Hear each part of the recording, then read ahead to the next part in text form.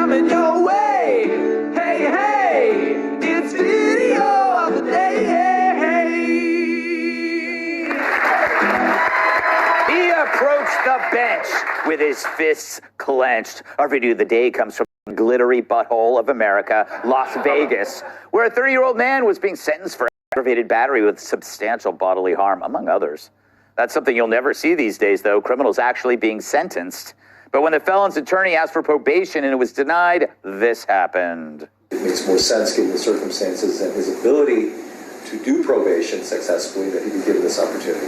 I appreciate that, but I think it's time that he gets a taste of something else because I just can't with that history. In accordance with the laws of the state of Nevada, this court...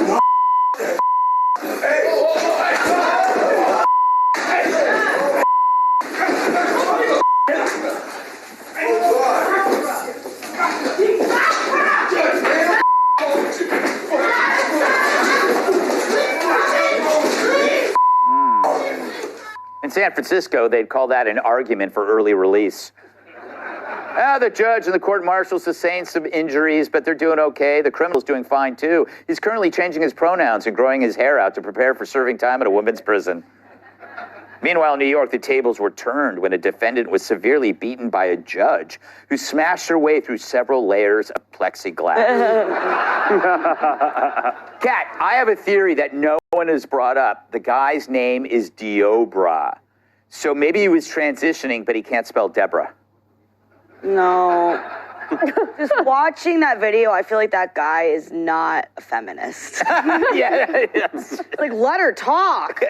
He's definitely not excited for the new Star Wars movie. That was crazy, them jumping like that, though. That was wild. Yeah, it was wild. Yeah, you got like 6 feet off the ground. I know. It's like they had a hidden trampoline or something. Yeah, it's pretty wild. I don't know. What do you think, Tyrus? That guy has some, what do you call that? Ups. Ups? Or, Yeah, but he's gonna have a few downs too, Briz. This is a horrible thing that happened. I mean, even 3 grown men had a hard time getting him off. Yeah. But this is the result of that whole no cash bail, no consequences, you're released. And criminals are expecting that now. Yes. Their attorneys are expecting that. Yes. If you look at his rap sheet, there was no way in hell that probation should have been mentioned. But because everyone is doing the new progressive thing of releasing, every criminal is expecting it. And when they don't get it, they get violent because you know what the argument is going to be? She was oppressing him. It's her fault.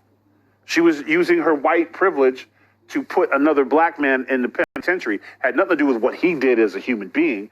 So this is the result of it. Now they're going to say, we used to say unaffected or unaffected. Well, this is a judge who was doing her job, and they're getting attacked.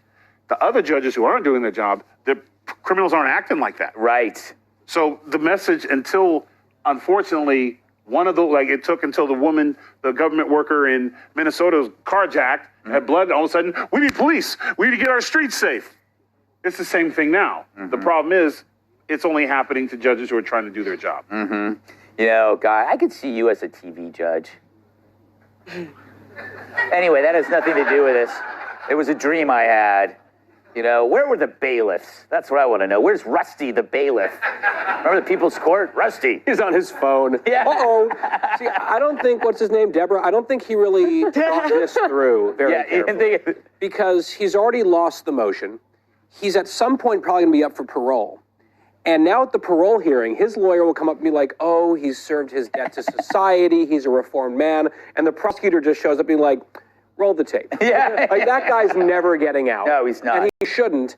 That was a wild clip. I mean, it's actually impressive what he was able to do. The thing is, post-COVID, I think we did way too much like virtual stuff from home. I think we can probably do the next hearing by Zoom. Yes. I don't think he has to be in the courtroom next time. He needs to be in one of those Hannibal cages. Maybe he just wanted to give her a hug for someone finally holding him accountable. Eric's good point. You know, Tyra says it's like the expectation was that he wasn't going to jail. Absolutely. He has an incredible rap sheet of felonies, domestic violence. The guy he was at that hearing because he took a baseball bat to somebody and tried to like assault them with it. This is not an individual who should be of his own recognizance ever allowed into society. And he was standing there right before he leapt to attack the judge. He said, "I'm not committing any crimes right now." Yes. And then she was like, "Well," and he was like, "Oh, I'm about to," and then decides to like go after the judge. And I got to tell you, like, that was quite the leap. And it was like he could have probably been a very good athlete in high school or college, and instead decided to choose a path of crime. He could have used his athleticism for good instead of evil. He could have maybe gotten a job in that Star Wars movie. Exactly. He still can, though.